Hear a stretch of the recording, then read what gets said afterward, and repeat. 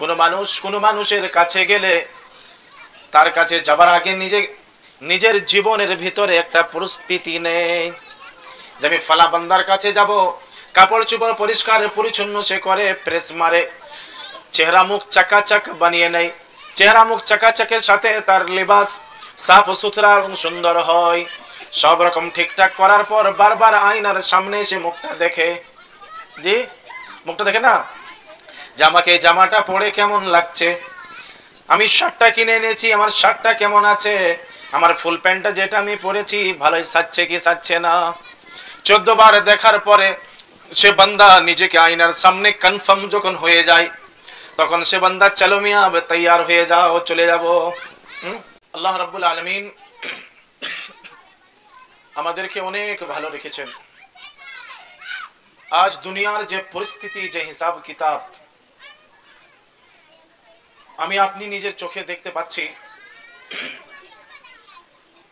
দুনিয়ার অনেক জায়গায় এখন শান্তি নেই। শান্তি শৃঙ্খলা কি জিনিস, আদব ও তাহজিব কি জিনিস, আপনি নিউজ পেপার পড়লে বুঝতে পারবেন। 2-4টে দেশ এই অবস্থায়, যে হাল আহওয়াল তাদের,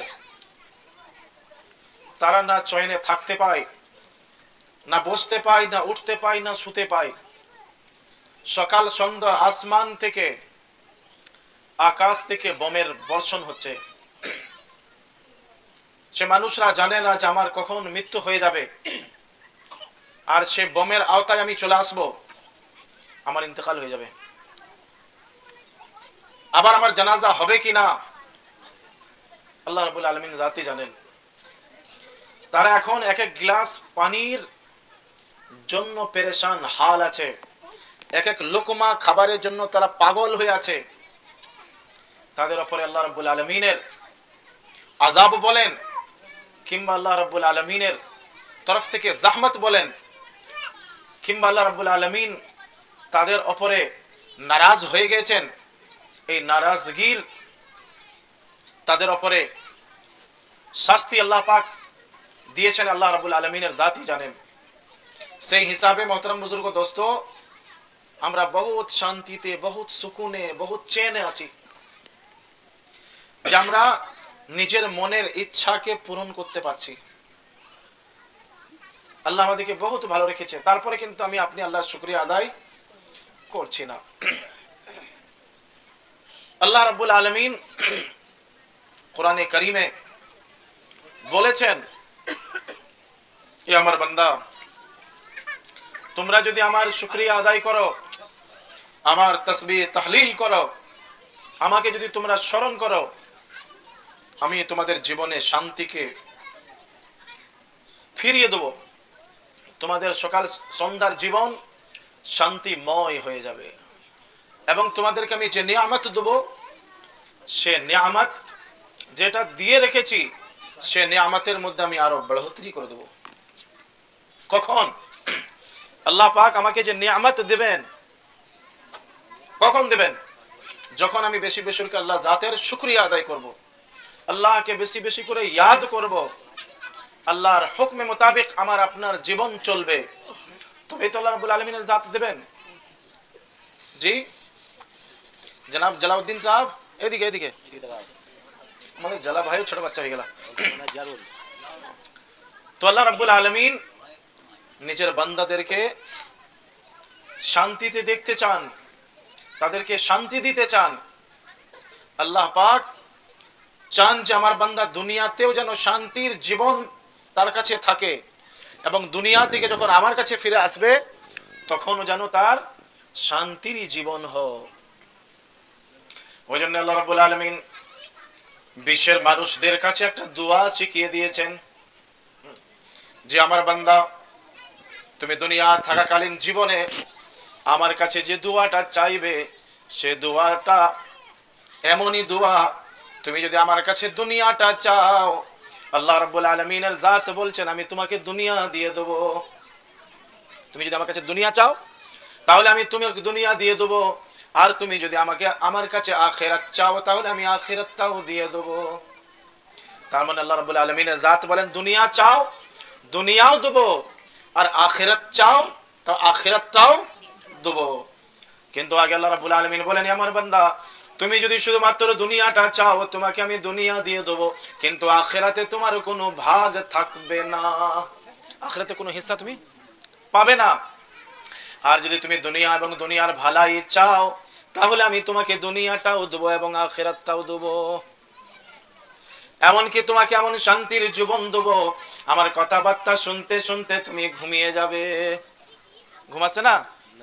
এই চোখ লাল হয়ে গেল, বলছে না? হ্যাঁ। তো আল্লাহ রাব্বুল আলামিনের জাত বলেন, রব্বানা আতিনা ফিদ দুনিয়া হাসানাহ ওয়া ফিল আখিরাতি হাসানাতাও ওয়া কিনা আযাবান নার। এই আমার বান্দা তোমরা যদি আমার কাছে দুনিয়া চাও, রব্বানা আতিনা, তো এই বলে চাইবে, কি বলে চাইবে? দুনিয়া। রব্বানা আতিনা ফিদ দুনিয়া হাসানা। কিন্তু বান্দা আমার শুনে রাখো, আমার কাছে দুনিয়া এবং দুনিয়ার আখিরাত কিংবা দুনিয়ার এই যাবতীয় জিনিস যা কিছু তুমি আমার কাছে চাবে, আমার কাছে তখন চাবে যখন তুমি তাহজিব ও তামাদ্দুনের দায়রায় থাকবে। যখন মন তখন খালি চাইলে হবে না, আমার কাছে চাইতে গেলে নিজেকে ফ্রেশ করে আসতে হবে, ওযু করে আসতে হবে, মুসাল্লা বিছাইতে হবে, আমার কাছে সাজদা রেজ হতে হবে, আমার কাছে রুকুতে হতে হবে, আমার কাছে নিজের মাথা তোমাকে নত করতে হবে। এই কার্যক্রম তোমার যখন মুকম্মল হয়ে যাবে তারপর তুমি আমার কাছে চাবে, তুমি দেবো। কেন? এটা হচ্ছে দুনিয়ার রসম রেওয়াজ আর রীতি। কোন মানুষের কাছে গেলে তার কাছে যাবার আগে নিজের জীবনের ভিতরে একটা পরিস্থিতি নেই যে আমি ফালা বান্দার কাছে যাব, কাপড় চোপড় পরিষ্কার পরিচ্ছন্ন সে করে, প্রেস মারে, চেহারা মুখ চাকাচাক বানিয়ে নেয়, চেহারা মুখ চাকাচাকের সাথে তার লিবাস সাফ সুতরা এবং সুন্দর হয়, সব রকম ঠিকঠাক করার পর বারবার আয়নার সামনে এসে মুখটা দেখে। জি, মুখটা দেখে না যে আমাকে এই জামাটা পরে কেমন লাগছে, আমি শার্টটা কিনে এনেছি, আমার শার্টটা কেমন আছে, আমার ফুল প্যান্টটা যেটা আমি পরেছি ভালোই সাজছে কি সাজছে না। 14 বার দেখার পরে সে বান্দা নিজেকে আয়নার সামনে কনফার্ম যখন হয়ে যায় তখন সে বান্দা চলো মিয়া তৈয়ার হয়ে যাও, চলে যাব। তাহলে একটা মানুষের সামনে যেতে গেলে কত রকমের কার্যক্রম তার জীবনে আনতে হয়। তারপর তার এই কথাটার তার ঠিকানা নাই যে সেইখানে যে বান্দার কাছে যাচ্ছে সে কথা তার শুনবে কি না, কোনো কনফার্ম আছে?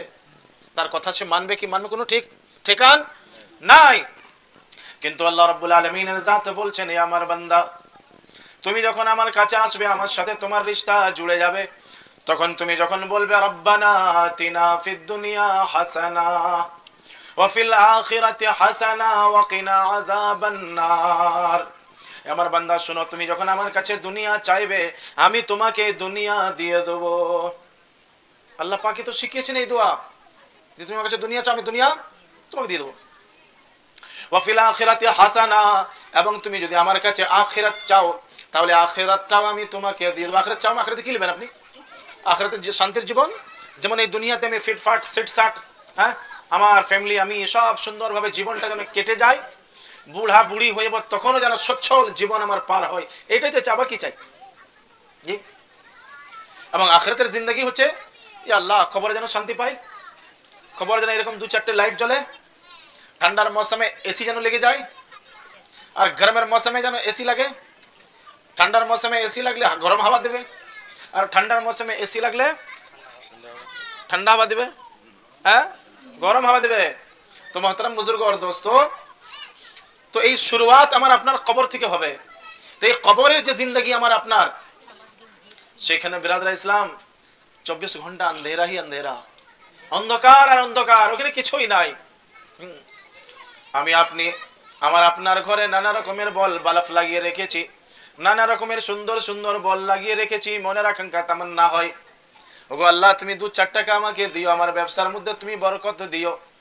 আমি কি রকম করে কষ্ট করে এত কাজকর্ম করছি, রাত 2টোর সময় উঠে কাজকর্ম ওয়ার্কিং করার পর সকালে নানা রকমের অসুবিধা সমস্যা থাকার পরেও আল্লাহ নিজের রুটি রুজির তালাশে যাচ্ছি, আল্লাহ আমার রুজি রুটির ব্যবস্থা ইন্তজাম তুমি করে দিও। চাইছি না আল্লাহর কাছে কিসের জন্য? হ্যাঁ 2-4 পয়সা আমার হবে, আমি নিজের ঘরের প্লেস্টার করব, ভালো মিস্ত্রিকে ডাকবো, সুন্দর করে মাজা ঘষা আমার করে দেবে। তারপরে মাজা ঘষা যখন হয়ে যাবে, সুন্দর 2-4টে দুয়ার আমি লাগাবো। সেটাও যখন আমার কমপ্লিট হয়ে যাবে, ঘরে 2-4টে পর্দা জানলা খিড়কিতে সুন্দর সুন্দর লাগাবো। এইটাও যখন কমপ্লিট হয়ে যাবে, সুন্দর সুন্দর আলো লাগাবো। তো এই তামান্নার পর তামান্না, আকাঙ্ক্ষার পর আকাঙ্ক্ষা মানুষ আল্লাহর কাছে চাইতেই থাকে, তাই না ভাই? কিন্তু বিরাদারান ইসলাম, চিন্তার বিষয় হচ্ছে এইটা যে আমি আপনি কখন আল্লাহ রাব্বুল আলামিনের জাতকে এই কথাটা বলতে পারি না। কি কথা? এই কথাটা বলতে পারি না কি জানেন? যে গো আল্লাহ, আমি আমার জীবনের 30 বছর সময় আমি কাটিয়ে দিলাম, 30 বছর জীবনের আমার শেষ হয়ে গেল, 40 বছরে আমি পা দিয়ে দিয়েছি, কিন্তু আল্লাহ তোমার ঘর থেকে এই 30 বছর জীবনটা আমি দূরে থেকে কাটিয়ে দিলাম। ওগো আল্লাহ, তোমার কোরআন, যে কোরআন তুমি নাজিল করেছিলে তোমার হাবিব সাল্লাল্লাহু আলাইহি ওয়াসাল্লামের জাতের উপরে, সে কোরআনের জন্য কত সাহাবার জীবন গেছে, কত সাহাবা নিজের রক্তকে ঝরিয়েছে, কত সাহাবা নিজের স্ত্রীকে বেবা বানিয়েছে, কত সাহাবা নিজের ছেলে মেয়েদেরকে ইয়াতিম বানিয়েছে, তোমার রাস্তায় জিহাদ করে নিজের জীবন জানকে শেষ করে দিয়েছে। আল্লাহ, সে তোমার কোরআন যেন আমি শিখতে পারি। ওগো আল্লাহ, তোমার কোরআনের তিলাওয়াত যেন করতে পারি। ওগো আল্লাহ, নেক আমল নেক কাজ যেন করতে পারি, সে তৌফিক তুমি আমাকে দাও। হ্যাঁ, কখনো বলেছি ভাই এই কথা? কখনো বলেছি আল্লাহকে? হ্যাঁ, এই কথা কখনোই আমরা বলি না। ওই জন্য নামাজ যখন আপনার ফরজ নামাজ পড়া হয়ে যাবে, ফরজ নামাজ আপনার যেমনি শেষ হবে, আল্লাহ রাব্বুল আলামিনের কাছে এটা আপনি চান, ওগো আল্লাহ, যে দিনের কাজ থেকে আমি নিজেকে দূর করে রেখেছি, আমার জীবনটা থেকে দূর হয়ে আছে, ওগো আল্লাহ, এই কাজ কর্ম কে আমার অন্তরের ভিতরে তার ভালোবাসা দিয়ে দাও। এতদিন ধরে নামাজ আমি পড়তে পারছি না, মসজিদে আমি যেতে পারছি না, দিনের কাজ আমি করতে পারছি না, ওগো আল্লাহ, তুমি এই দিনের কাজের তুমি আমাকে তৌফিক দাও। বলি ভাই? বলি না? খালি 24 ঘন্টা আমি চাই রব্বানা আতিনা ফিদ দুনিয়া হাসানা, ওগো আল্লাহ, তুমি আমার দুনিয়াটাকে সাজিয়ে দাও। কি সাজিয়ে দাও? এই দুনিয়াটাকে আমার কি করো? সাজিয়ে দাও। দুনিয়াতে যেন ऐश মস্তি এসব করতে পারি, নিজের মনের ইচ্ছা পূরণ করতে পারি। ওগো আল্লাহ, যখন এবার বুড়া বুড়ি হয়ে যাব, তখন তোমাকে আমি তৌফিক দিও। যখন বুড়া হয়ে যাব না, তখন তুমি আমাকে তৌফিক দিও। তখন আল্লাহ রাব্বুল আলামিনের জাত বলবেন, বান্দা, যখন তুই জওয়ান আর হাট্টা কাট্টা ছিলি, তখন কোনোদিন আমার কাছে দোয়া চাইলি না।